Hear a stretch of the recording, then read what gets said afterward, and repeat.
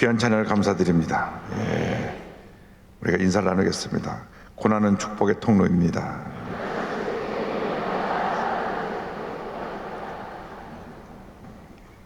오늘 고난의 열매 6번째 시간 경건에 대해서 함께 말씀을 나누기 원합니다. 고난은 축복의 통로입니다. 성숙한 그리스도인으로 우리를 연단하는 과정입니다. 우리가 고난이라고 하는 연단의 과정이 없으면 하나님의 사람으로 다듬어지기가 참 어렵습니다. 늘 강한 자아가 있어갖고 내 삶의 중심이 주님이 아니라 내가 돼 있어서 주님을 섬긴다고 하면서도 이 나라고 하는 문제 때문에 늘 여러 가지 일들이 생겨납니다. 열심히 교회 봉사하다가도 사람들이 나를 인정해 주지 않고 나를 무시하고 상처를 주면 그것 때문에 시험에 들고 상처를 받고 교회를 섬기는 자리에서 내려가고, 내가 인정받고 칭찬받으면 몸이 부서져라 일을 하면서 그것을 칭찬하는 것을 참 내가 잘하는 것이다 하는 그런 격려로 알고 일하는 그러한 기준을 우리가 모두가 갖고 있습니다. 그런데 이것이 누가 알아주든지 안 알아주든지 욕을 먹든지 욕을 먹지 아니하든지 변함없이 주님을 섬겨야 되는데, 이 못난 자아가, 이 강한 자아가, 이 나라고 하는 인간이 들려먹어가지고 늘 문제가 있는 것입니다. 그래서 하나님이 연단학교에 보내갖고 우리를 훈련시키는 것입니다. 연단학교에 우리를 깨뜨리시는 것입니다.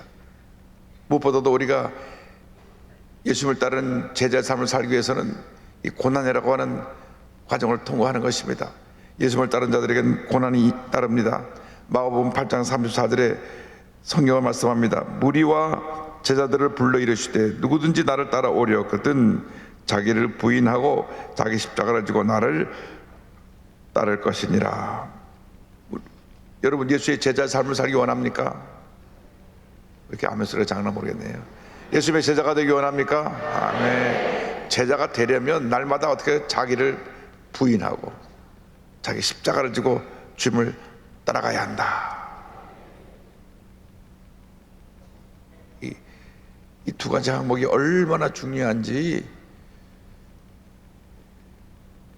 장로교 창시자 칼빈의 기독교 강요라고 하는 그 가장 영향을 많이 끼친 저서인 기독교 강요에 이 부분에 대해서 무려 100페이지 이상을 썼어요. 두 가지 항목에 대해서. 첫 번째가 자기를 부인하는 삶입니다. 자기를 부인하는 삶. 나 중심으로 살던 나 자신을 완전히 없애버리고 나를 완전히 내 삶의 모습에서 깨뜨리고 낮춰서 내 모습이 사라지고 내 속에서 예수님이 나타나는 삶, 이게 자기를 부인하는 삶입니다. 평생 우리의 숙제입니다. 평생 우리의 숙제입니다. 그러니까 우리가 날마다 내 자신을 깨뜨려야 됩니다. 사도 바울의 일생의 신앙 고백이 갈라디아서 2장 20절입니다. 내가 그리스도와 함께 십자가에 못 박혔나니 그런즉 이제는 내가 사는 것이 아니요 오직 내 안에 그리스도께서 사시는 것이라. 이제 내가 육체 가운데 사는 것은 나를 사랑하사 나를 위하여 자기 자신을 버리신 하나님의 아들을 믿는 믿음 안에서 사는 것이라. 날마다 자신을 십자가에 못 박아서 자신의 고집, 교만, 불순종 이걸 깨뜨리고 그 다음 나가서 자기 십자가를 져야 됩니다. 자기 십자가를 짓는 것은 주님을 위해서 희생하고 헌신하는 삶을 말씀하고 있습니다. 환난과 핍박을 이겨내고 이웃을 사랑으로 섬기는 삶을 말씀하고 있습니다. 여러분, 예수 믿는 것이 축복입니다. 은혜입니다. 그런데 그 축복의 길을 가기 위해서는 서로 늘 자기를 깨뜨리고 자기의 십자가를 지고 주님 앞에 희생적인 헌신적인 삶을 살 때 은혜가 임하게 되는 것입니다. 그래서 우리의 삶은 자신을 깨뜨려 연단시켜서 날마다 예수님의 성품을 닮아가는 삶을 살아야 되는 것입니다. 디모데서 4장 7절 8절에 이와 같이 말씀합니다. 망령되고 허탄한 신화를 버리고 경건에 이르도록 내 자신을 연단하라. 육체의 연단은 약간의 유익이 있으나 경건은 범사에 유익하니 금생과 내생에 약속이 있느니라. 경건이란 표현을 영어성에는 가들리라고 하는 단어를 썼습니다. 하나님을 닮은 모습, 이 경건입니다. 경건하게 되라. 그것은 그 모습 속에서 인간의 모습이 사라지고 주님의 모습이 나타나게 되라고 하는 것입니다. 우리가 예수 믿고 나서 날마다 달라져야 됩니다. 어제보다 오늘이나 나았고 오늘보다 내일이 더 나아야 됩니다. 달라지지 않는 것이 문제입니다. 아이가 태어나서 안 자라면 얼마나 부모의 걱정이 되겠습니까? 아이가 무럭무럭 잘 자라서 건강하게 자라 진짜 큰 인물이 되고 사람들이 인정해주는 리더가 될 때 그것이 부모님의 기쁨이고 자녀의 양육의 보람인 것입니다. 근데 아이가 자라지 않고 어딘가 병이 들어서 계속 누워있으면 부모의 근심이 되는 것입니다. 마찬가지로 우리가 예수 믿고 나서 날마다 예수 모습을 닮아가고 또 닮아서 정말 경건한 성품에 참여한 자가 될 때 하나님이 기뻐하시지, 늘 어린애처럼 신앙이 자라지 않고 입만 열면 불평하고 남 탓하고 섭섭해하고 시험 들었다 그러고, 시험도 혼자 곱게 드는 게 아니라 동네방네 소문을 냅니다. 나 시험이 들었어요. 교회 나갈래요? 안 나갈래요?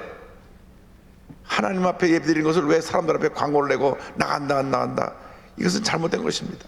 여러분, 환난이 다가와도, 핍박이 다가와도, 문제가 다가와도 믿음을 지키시기 바랍니다. 열심히 주님을 섬기시기 바랍니다.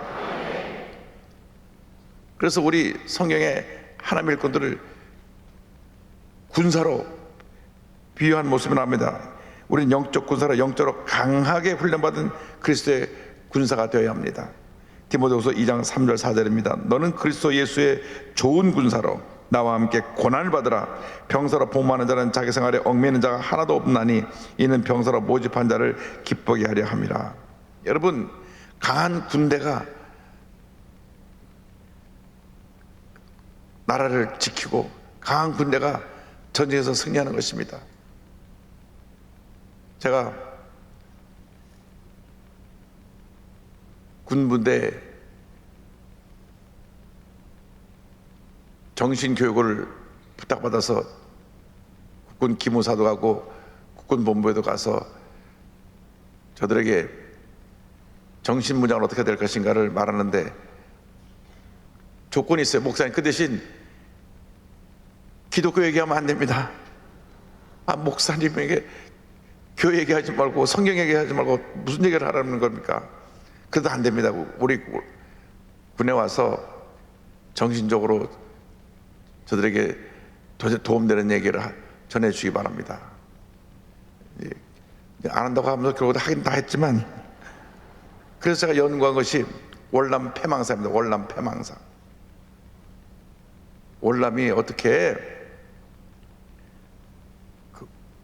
그 오랫동안 월맹군과 월남이 싸우다가 미군이 가서 또 우리 한국군도 가서 도와줘서 열심히 싸워가지고 거의 다 전쟁에 이겼는데 1974년 파리에서 평화협정조약을 맺고 이제 휴전, 전쟁하지 말자 사인을 하고,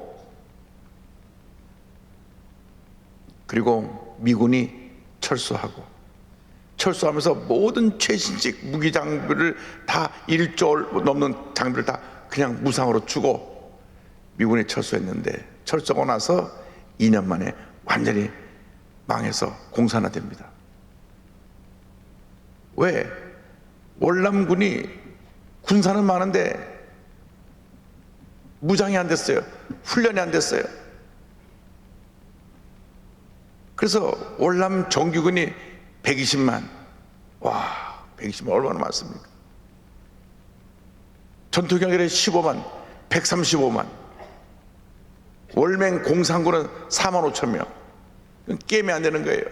월맹군은 다 복장도 거지 같고 무기도 없어요.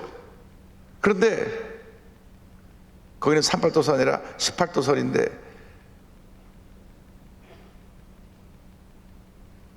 전쟁이 나기 1년 내내 전국에서 계속 시위하고 데모하고 막 반정부 운동하고 온 전국이 시끄럽게 만들어 놓고 나서 정신적으로 혼란시켜 놓고 난 후에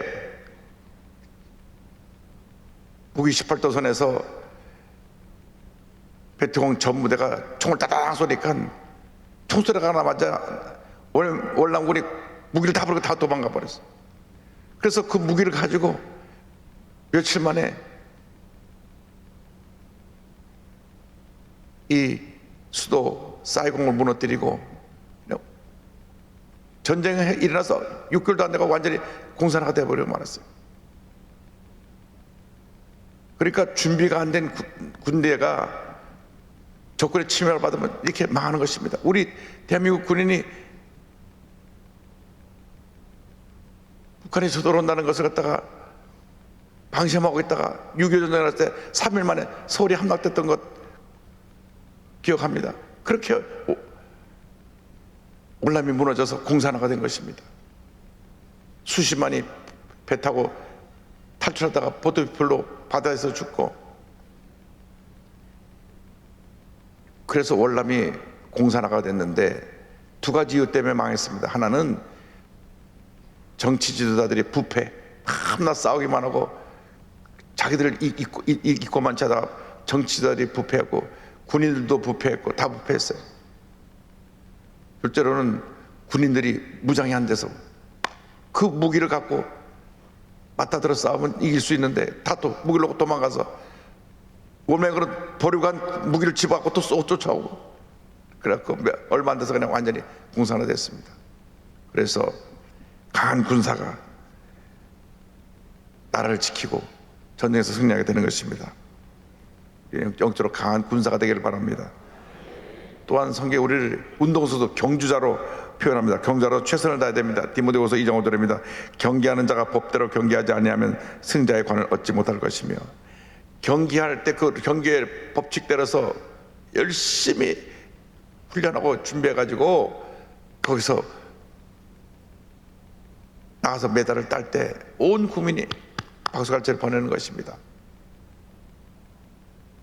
우리나라 양궁 선수가 세계 나가면 이게 탁 서서 금메달을 받는데 이게 사실은 보통 힘든 게 아닙니다. 저 30m 밖에 요만한 구멍에 여기서 쏴서 그게 어떻게 맞을 수가 있어요? 우리는 암만 쏴도 근처도 안 갈 텐데. 우리나라에서 그 양궁 대표로 뽑히는 것이 올림픽 금메달 따는 것보다 더 어려워요. 4명을 뽑는데 기본적으로 3,000발 이상 이걸 쏴가지고 한두 번에 3,000을 쏴서 그 관영 안에 들어가야 대표로 뽑힙니다. 그만큼 훈련을 하고 또 훈련을 해서 좋은 경주자로서 운동선수로서 메달을 따게 되는 것입니다.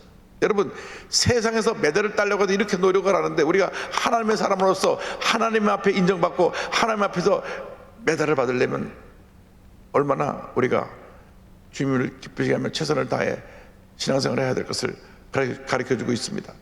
절대 우리가 신앙생활 할 때 게으르면 안 됩니다. 남들보다 뒤지면 안 됩니다. 열심을 내야 됩니다. 최선을 다해야 됩니다. 무엇을 해도 잘해야 됩니다. 직장에서도 잘해야 되고 사업할 때도 사업장에서도 잘해야 되고 모든 면에 뛰어나야 돼요. 야, 예수 믿는 사람 다르구나, 이런 인정을 받아야 돼요.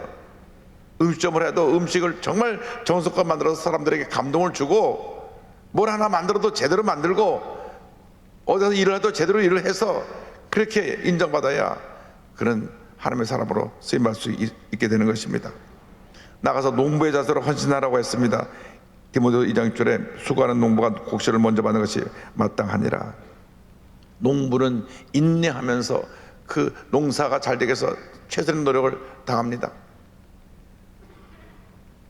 봄에 씨앗을 뿌리고 가을에 추수할 때까지 나가서 모내기도 하고 물을 대고, 그리고 추수할 때 하면 그 곡식을 추수에다가 알곡들을 창고에 넣어서 그것을 사람들에게 식량으로 제공하게 되는 것입니다. 많은 섬세한 노력과 수고가 있어야 되는 것입니다. 여러분, 주님을 할 때 정말 섬세한 노력과 수고가 없으면 우리가 주님을 감동시킬 수가 없는 것입니다. 이른 아침부터 찬양대가 나와서 찬양하는 것은 우리보다 1시간 반 일찍 나와서 목소리도 안 나서 연소해가지고 목소리를 내고 그래가지고 하나님께 영광을 돌리는 찬양을 부르는 것입니다. 여러분, 모든 것이 최선의 노력을 기울여야 좋은 열매를 얻을 수 있지, 그저 하루쯤 먹고 뚝딱 떨어지는 거 아닙니다. 최선을 다하는 여러분 되기를 바랍니다. 이 모든 것에서 제일 중요한 것이 언제나 예수님이 우리 삶의 목표가 되어야 된다고 하는 것입니다. 히브리서 10장 2절입니다. 믿음의 주여 또 온전하게 하시는 예수를 바라보자.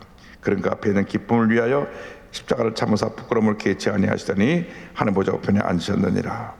그래서 우리가 인생 살아가는 동안 우리 마음에 예수님 마음 품고 살아야 됩니다. 빌립보서 2장 5절입니다. 너희 안에 이 마음을 품으라. 곧 그리스도 예수의 마음이니. 그러면 경건한 자에게 주시는 축복에 대해서 성경이 어떻게 말씀하고 있는지 몇 가지를 말씀드립니다. 첫째로 우리의 기도를 응답해 주십니다.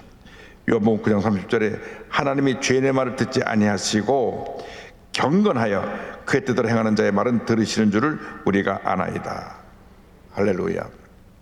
둘째로 고난 중에 우리를 건져주십니다. 시편 34편 18절 19절에 여호와 야훼는 마음이 상한 자를 가까이 하시고 충심으로 통회하는 자를 구원하시는도다.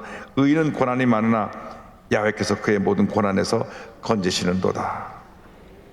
그 다음에 이와 같은 축복이 있습니다. 범사에 우리에게 유익이 된다. 디모데전서 4장 8절입니다. 육체 연단은 약간의 유익이 있으나, 그 다음 4장 8절 이 말씀이 이어집니다. 경건은 범사에 유익하니, 경건은 범사에 유익하니 금생과 내생에 약속이 있느니라. 경건은 범사에 유익하니. 그런데 성경에 우리에게 준 축복을 말씀하시면서 이 세상에서도 복을 받고 다가올 저 세상에도 복을 받는다 하는 약속은 바로 디모데전서 4장 8절에 경건에 대한 말씀입니다. 금생과 내생에 약속이 있느니라. 오늘 살아갈 때 우리가 경건하게 살면 이 땅에서 하나님 복을 주시고 장차 저 하늘 아래서 우리에게 상급을 주시고 면류관을 써 주실 것입니다. 그래서 이 세상 사는 동안 잘 살아야 돼요. 어떻게 살아야 되냐? 경건하게 살아야 됩니다. 경건하게 산다는 것은 뭐냐? 예수의 모습 닮은 모습으로 살아가면 반드시 우리에게 복을 내려주시는 것입니다. 예수 믿는 사람들이 예수를 잘 믿으면 하나님이 복을 주세요. 문제는 우리가 예수를 잘 못 믿으니까 주님이 우리를 예수를 잘 믿게 하시려고 고난이라고 하는 훈련 과정을 통해서 훈련시키시는 것입니다. 요즘 우리나라에서 아이를 기르는 것이 얼마나 어려운지. 우리 아이들이 자유함이 없어요. 우리 초등학교 들어가면서부터 아이들이 그냥 고생문이 훤히 열립니다. 학교 갔다 와서는 여자애들은 피아노 학원에 간다. 또 갔다 오면 또 다시 붙잡아가지고 또 영어 학원에 가서 또 영어로 가서 또 공부시키고. 아이고, 그냥 세상 말로 아이들을 잡아요, 잡아. 근데 그렇게 안 하면 딴 집이 다 그렇게 하니까 지금 정말 우리나라의 교육 문제가 심각합니다. 그래서 전국에서 교회를 다 열어가지고 아이들 방과후 학교에서 공짜로 영어도 가르쳐주고, 공짜로 저희들에게 피아노도 가르쳐주고, 공짜로 바이올린도 가르쳐주고, 공짜로 성악도 가르쳐주고, 그렇게 해서 전국 6만 교회가 다 아이들을 품고 그들을 돌보면 참 좋겠다, 그런 생각을 합니다. 지금 이러한 문제가 우리나라 속에 있는데 우리가 그 아이들이 그러한 과정을 통과하는 것보다 더 중요한 것은 신앙 안에서 잘 자라는 것이 제일 중요하고, 신앙 안에서 그가 예수님을 닮은 마음으로 성장하면 범사가 형통하게 될 터인데, 우리나라는 지금 이제 너무나 경쟁사회, 그리고 좋은 대학, 좋은 직장, 좋은 자리, 이것에만 너무나 목표가 되어 있으니까 우리가 반성해야 될 점이 많습니다. 주님, 예수 잘 믿는 우리나라 되게 하여 주옵소서. 예수 잘 믿는 우리 가정 되게 하여 주옵소서. 예수 잘 믿는 우리 자녀 되게 하여 주옵소서. 그것은 우리 부모님들이 먼저 경건의 마음으로 무장해서 변화가 되면 범사가 유익하게 되는 은혜가 있게 되는 것입니다. 그래서 디모데전서 6장 6절은 이렇게 말씀합니다. 그러나 자족하는 마음이 있으면 경건은 큰 이익이 되느니라. 이 경건의 마음을 통해서 우리가 내가 있는 모든 것을 그저 만족하고 감사하면 범사가 우리에게 큰 복을 주신다고 성경은 말씀합니다. 여러분, 우리의 신앙생활은 한평생 마라톤입니다. 끝까지 잘 달려나가야 되는 것입니다. 여러분, 주님 앞에서 이런 앞에 당한 경주를 경주하면서 하나님 앞에 준비된 일꾼으로 경건한 모습으로 평생을 귀하게 아름답게 위대하게 쓸 만한 여러분 모두 되시기를 주님의 이름으로 축원합니다. 기도하겠습니다.